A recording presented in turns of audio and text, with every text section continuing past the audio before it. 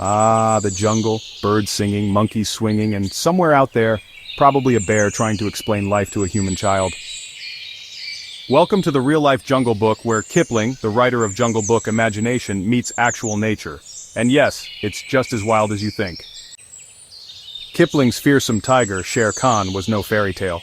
Bengal tigers still roam the forests of India, particularly in areas like the Madhya Pradesh jungles, where Kipling himself spent much of his youth. These majestic cats can weigh over 500 pounds and leap up to 30 feet.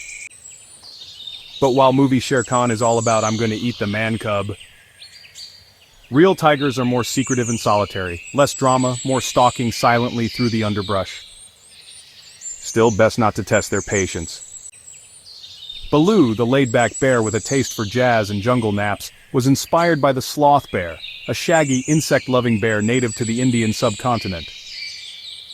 They aren't exactly as cuddly as Baloo, though. In fact, sloth bears are known for being kinda moody. They use their snouts like vacuums to suck up termites and ants, and they've been known to chase away leopards. That's right, Baloo may be a goof, but his real-life counterpart is basically the punk rocker of the forest.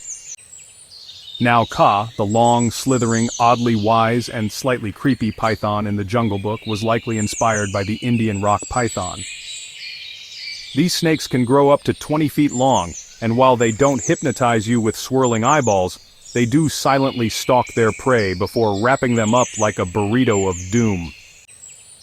But here's the twist: unlike the movie, real-life Kaa is not a villain. In fact, pythons help control rodent populations and are non-venomous, so they prefer hugs over venom. Really tight, life-ending hugs.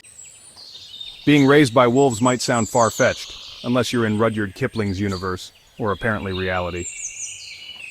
The Indian wolf, a subspecies of the gray wolf, roams the plains and forests of India and hunts in small packs. While actual wolves don't usually adopt human babies, thankfully, there have been rare, controversial historical reports of feral children found living in the wild, some even accompanied by animals.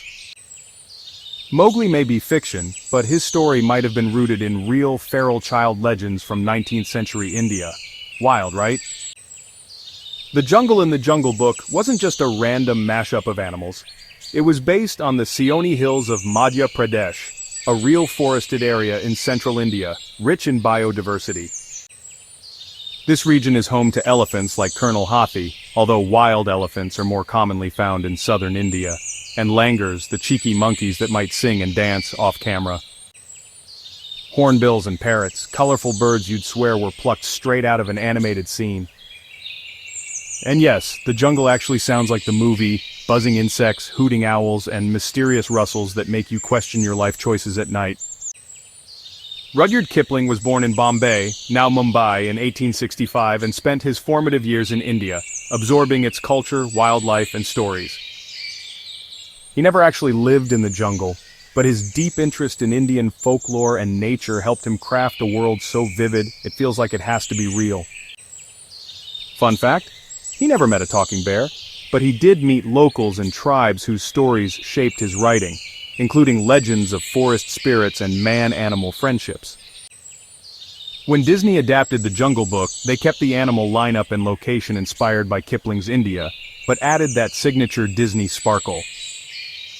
They gave the animals jazz, British accents, and a bear who sings about the bare necessities of life. While the animation took creative liberties, the core of the jungle, its creatures, sounds, and mystique, was inspired by real places and real animals. So next time you're watching the Jungle Book, remember, while Mowgli's smooth-talking animal friends might be fictional, the jungles, the animals, and the wild legends that inspired them, 100% real.